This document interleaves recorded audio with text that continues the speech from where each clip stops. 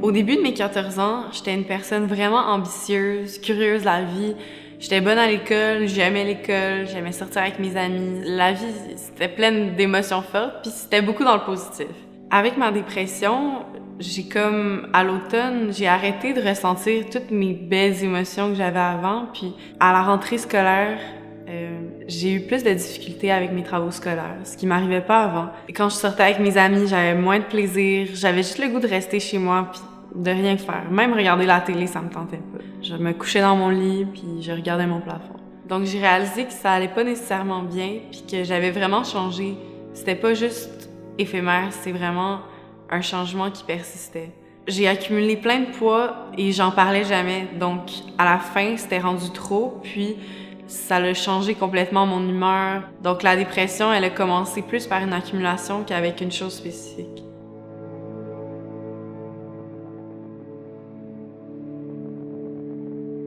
À un moment donné, j'étais plus capable de le garder à l'intérieur, donc j'en ai parlé à ma mère, qui était ma plus grande confidente. Et étonnamment, elle a bien réagi. J'y ai pensé pendant des semaines avant de lui dire parce que j'avais peur. Elle m'a amenée au CLSC, puis j'ai rencontré une travailleuse sociale. Elle m'a fait un suivi à chaque semaine, on se faisait des rencontres. J'osais pas tout lui dire. J'avais peur que si je lui disais tout, en fait, elle allait m'envoyer à l'hôpital. Puis au début, ça me faisait peur d'aller à l'hôpital. Mais un jour, j'allais vraiment pas bien, je revenais de l'école. C'était le jour de mon suivi, justement. Je suis rentrée dans l'auto avec ma mère, j'ai parti à pleurer. On est arrivé là-bas, puis j'ai comme tout dit à la travailleuse sociale. Je me suis sentie comme si tout le poids que j'avais accumulé pendant tout ce temps-là s'était libéré tout d'un coup. Elle a été vraiment compréhensive, puis c'est là où je suis rentrée à l'hôpital.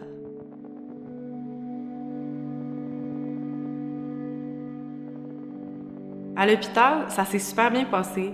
J'avais vraiment le temps de réfléchir sur moi-même. J'ai vraiment eu le temps de me calmer, de faire le point sans avoir la pression de la performance à l'école, avec mes amis, d'être correcte avec mes parents parce que j'étais vraiment toute seule, j'avais le choix de voir des gens ou non. Mais pendant que j'étais à l'hôpital, mes amis m'ont appelé, ma famille m'appelle.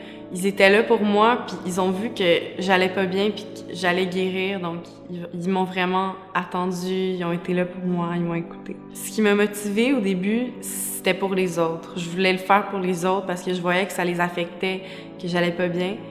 Puis, avec le temps, j'ai réalisé que c'était pas la bonne motivation, puis j'ai réalisé que la bonne motivation, ça devait venir de moi.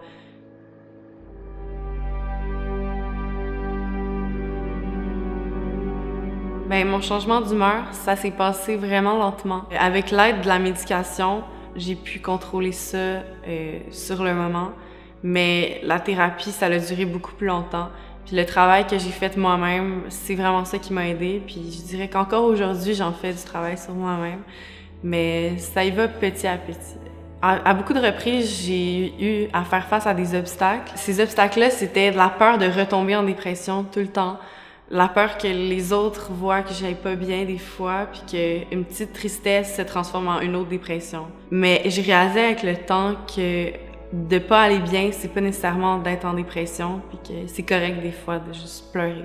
À toutes les personnes qui regardent cette vidéo, j'aimerais leur dire, c'est vraiment important de juste le reconnaître soi-même en premier, parce que souvent on a comme cette intuition de pas aller bien, puis on va pas toujours s'y fier, on va se dire que c'est banal, que si je file pas, c'est normal, tout le monde file pas, puis que les autres passent par-dessus, donc pourquoi nous, on pourrait pas passer par-dessus? Mais en fait, cette intuition-là est importante parce que une fois qu'on le sait nous-mêmes que ça va pas, puis que ça peut pas continuer comme ça, c'est là qu'on va aller en parler, puis on va recevoir l'aide nécessaire. Mon rêve, ça serait vraiment d'inspirer les gens qui vivent une dépression puis qui savent pas comment s'en sortir. Je suis passée par là, puis je sais que on dirait qu'il n'y a pas de fin à ce trou-là, mais en fait, c'est juste qu'on la voit pas encore. Aujourd'hui, je me sens tellement mieux, puis il y a une énorme différence avec le début de ma dépression.